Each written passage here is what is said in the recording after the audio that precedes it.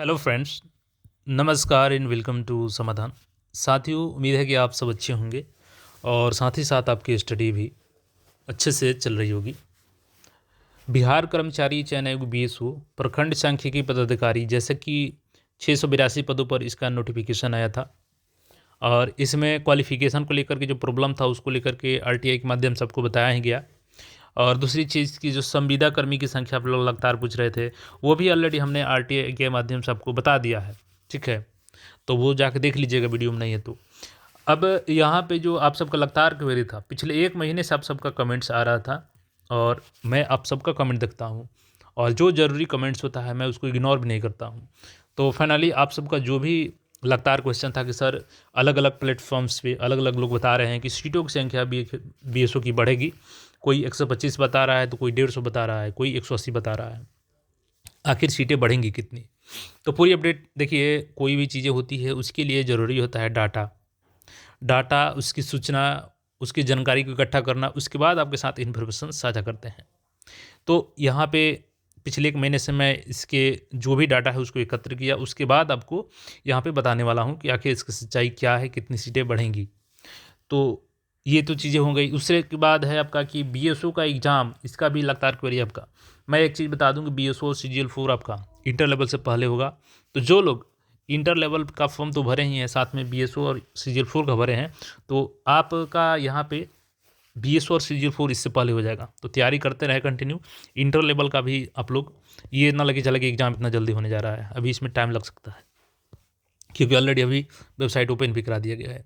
देखिए, ये 682 पदों पर नोटिफिकेशन आया था, जिसमें 231 महिलाओं के लिए है और स्वतंत्रता सेनानी के रिलेटिव्स के लिए 14 है।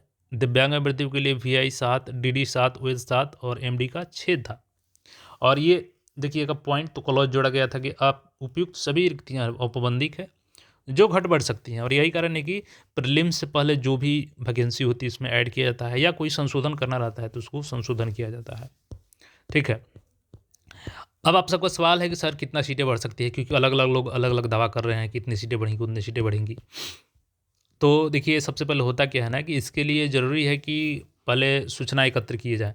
तो हमने सूचना एकत्र किया और जो वर्तमान में भी कार्यरत बल है 1 अगस्त 2025 के अनुसार, देखिएगा यहाँ पे दिनांक 1 अगस्त 2025 तक कार्यरत अवर सांख्यिकी संवर्ग के पदाधिकारियों को प्रबंधित सिविल लिस्ट 2025।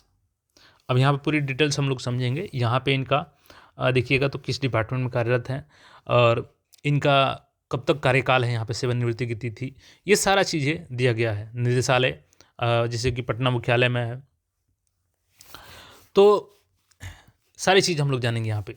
लेकिन इससे पहले मैं आपको बता दूँ कि कई सारे ऐसे कैंडिडेट होते हैं जो फालतू के कमेंट करते रहते हैं। अभी एक अभिषेक मिश्रा नाम का लड़का कमेंट है कि आप कुछ भी वीडियो बना दिए हैं। जैसे हमने कल वीडियो बनाया था आपको कि जो सिटी मैनेजर का पोस्ट है, उसके बाद बीपीएससी से जो 2 वैकेंसियाँ आई हैं, तीनों की तीनों किसकी है? तो नगर आवास एवं विकास विभाग की है। और ये सबकी रोस्टर क्लियर होने के बाद भी वैकेंसी नहीं आई। उसका कारण था कि उसमें कुछ रूल रेगुलेशंस चेंज किए जा रहे हैं। अब वो लड़का बोल रहा है कि आप अपने मन से बोल रहे हैं। तो भाई, जो मौखिक चीज़ें हैं वो मौखिक ही तुमको बताएँगे ना भाई। हम कोई बजरंगबली तो है नहीं कि तुमको सीना चीर के दिखा देंगे, लो देख लो यही सच्चाई है। तुम विश्वास करते हो तो देखो, अदरवाइज़ कोई उसका सॉल्यूशन नहीं है। अब यहाँ पे मेरे पास जो नोटिस है तो नोटिस दिखाएँगे, जो मौखिक सूचना रहेगी मौखिक सूचना बताएँगे। तो इसमें फालतू का देखो, कमेंट का जो सेक्शन ओपन है उसका सदुपयोग करो, दुरुपयोग मत करो, दूसरे छात्रों को भी परेशानी होती है उससे। ठीक है, तो वैसे कमेंट से आप लोग बचिए। अब यहाँ पे देखिएगा, अब देखिए इसके लिए ज़रूरी है कि आपको जानना होगा कि इनकी पोस्टिंग कहाँ-कहाँ होती है। एक तो आपका प्रखंड हो गया, प्रखंड में एक रहेंगे। उसके बाद जिला कार्यालय में होता है। उसके बाद जो पटना निदेशालय है वहाँ पे होता है पोस्टिंग। 3 जगह इनकी पोस्टिंग होती है। ठीक है, अब 3 जगह पोस्टिंग होती है तो अभी वर्तमान में ऑलरेडी 682 पदों पर वैकेंसी आ चुकी है। अब टोटल कार्यरत कितने हैं वर्तमान में देखिएगा, तो मैं आपको नीचे लेके आता हूँ सबसे और मैं दिखाता हूँ आपको।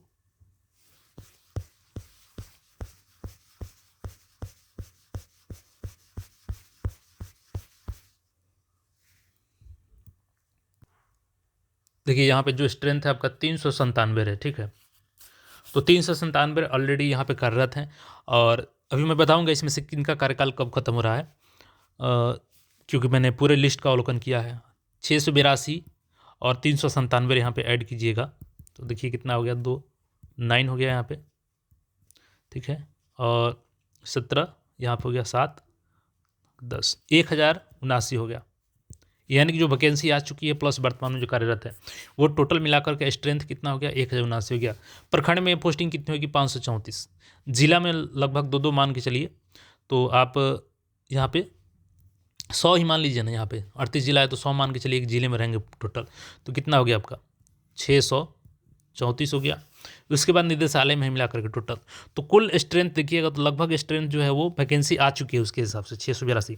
अब वही वैकेंसी जो आएंगी जो इसमें से पदें खाली होंगी, ठीक है, क्योंकि टोटल 1000 स्ट्रेंथ हो गया, 1089 स्ट्रेंथ अभी के हिसाब से जो वैकेंसी आ चुकी है और जो कार्यरत कर रहे हैं यहाँ पे, यानी कि जो इसमें से वैकेंसी खाली होगी वही वैकेंसी इसमें ऐड हो सकती है। तो अभी 1/8 यानी कि 31 अगस्त तक, चूँकि 1/8/2025 के अनुसार है तो 31 अगस्त तक कितने इसमें रिटायरमेंट लिए हैं 25 में, तो 2 हैं ऐसे अधिकारी, 2 ऐसे अधिकारी हैं जिनका 31 अगस्त 2025 के अनुसार कार्यकाल पूरा हो गया है, तो वो 2 वैकेंट पोजीशन हो गई हैं।